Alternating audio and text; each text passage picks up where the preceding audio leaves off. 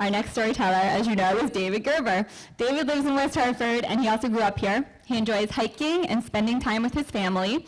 When I asked him what he does for a career, he told me that it's kind of complicated. He has worked in law and product development and business, and most recently, he authored a historical biography while being a visiting fellow at a management school. That is complicated and a mouthful.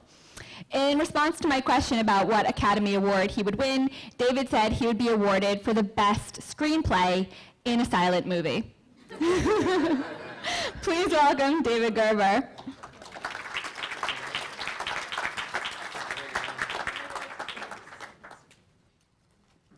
My mom had just recently died, and about 5 years after my dad. And now I'm going through their home, organizing personal effects. I'm in their bedroom, sitting on the edge of their bed, looking at what had been my dad's night table.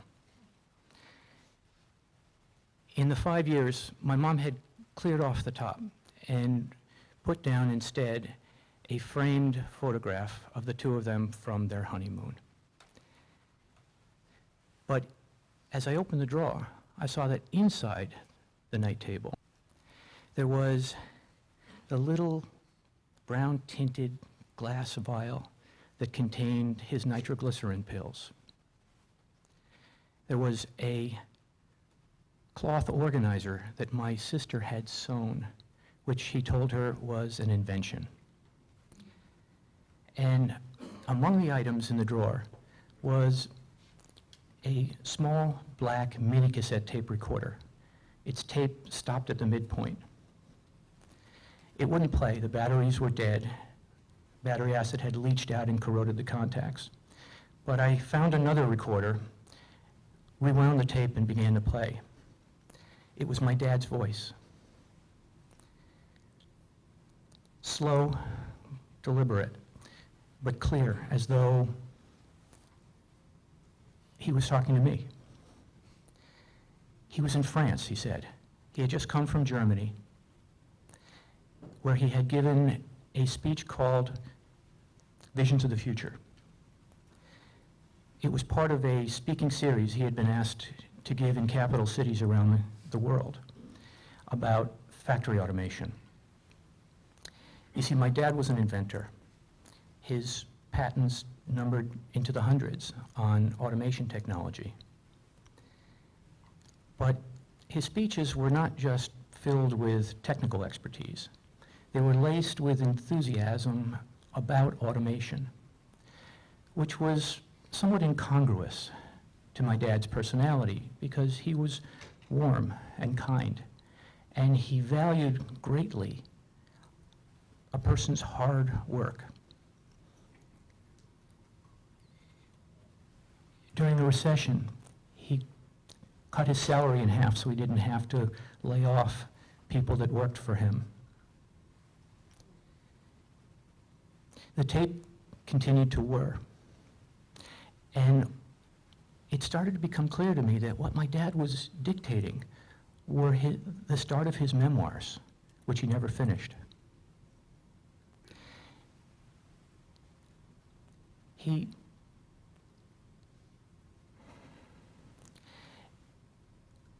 didn't know how to start, and so he just had a stream of consciousness. Began by describing the shapes of the clouds, and then where he was sitting, beside a pool in gardens that he said were exquisite. I heard birds chirping in the background. And then he noticed 5 or 6 groundskeepers who he said were maintaining that beauty for everyone to enjoy, and how they must be migrants because they were speaking in a language together other than French. And then all of a sudden, he remembered back to a time when he was in a Nazi labor camp 40 years earlier. It was called Mauer bei Wien, the wall outside of Vienna, where Romans had built a wall, and now the Nazis were building roads. And like the Romans, they were using slave labor. My dad was the youngest inmate at the camp, at 14. And what he recalled most vividly was that his mind was racked with the question, why? Why am I here as a Jew? Why were the Jewish stores being ransacked and Jews being thrown out of their jobs and enslaved? And at this point, I'm starting to wonder to myself, am I entitled to keep listening? My dad had told me stories about his childhood and life under Nazi rule. How, as a young boy, he had electrified the doorknob to his bedroom so that when his governess came with a bowl of soup, she got a shock and the soup fell to the floor. And his parents required him to learn violin, always being tired of repetitive tasks, including practicing. Instead, he automated the violin. But when the Nazis came to power, the focus of his inventing had changed. It became trained on solving real, practical, imminent problems, including sometimes survival. He and his father escaped into Switzerland, only to be captured by the gendarme and put in jail, where he noticed a broken record player, and of course he repaired it, and for that the jailer allowed him music in his cell. But the Swiss turned them over to the Gestapo in Germany, who put them on a train headed toward Dachau. My dad was able to figure out how to disengage a latching mechanism in the train car on a little door, and they jumped. Back in Vienna, he amplified the reception of his family's radio so they could hear foreign news broadcasts, which was critical to being able to plan a hoped-for emigration. His father was then called up to a transport to Eastern Europe from where he never returned one very frigid winter. My dad repaired and retrofitted an old kerosene stove to be a hand warmer for his father to bring on the trip. But these stories that he told me were pictures that he painted. They weren't candid snapshots. And what I was doing was essentially eavesdropping on a conversation he was having with himself in private on a topic that is potentially very painful. And yet I kept listening without justification. It was as though I had been gifted one last chance to hear him again,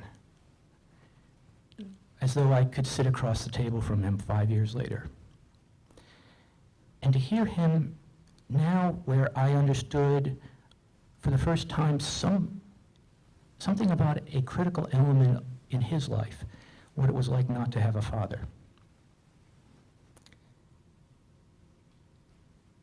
He went on to describe an experience in Mauer bei Wien. He was pulling these huge drums, heavy enough to pack down the gravel to grade the roads, when a guard commanded him to fetch a coffee. So he dropped his harness and scurried over to get the coffee. And when he came back, he said the guard was leaning back, feet up, and laughed and said, "You know, it's funny. You probably had a maid in your home. Now here you're my prisoner.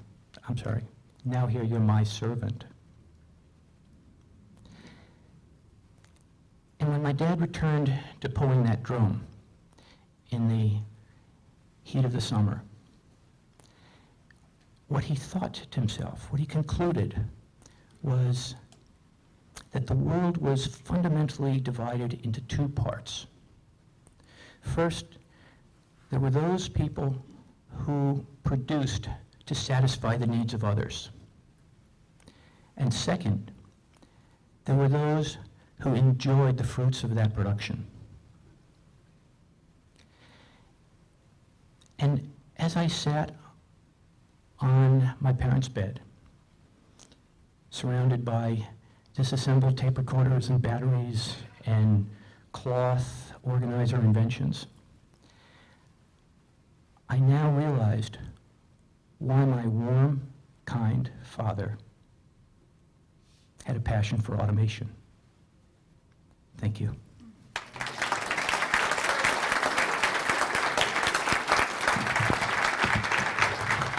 Thank you, David.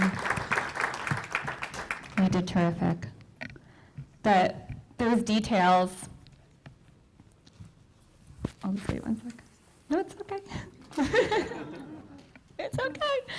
Just, I was thinking as you were telling your story that hearing all of these stories and those details about your surviving family members are such a gift to all of us to know your parents, know your families a little bit. He sounds so amazing. Thank you so much.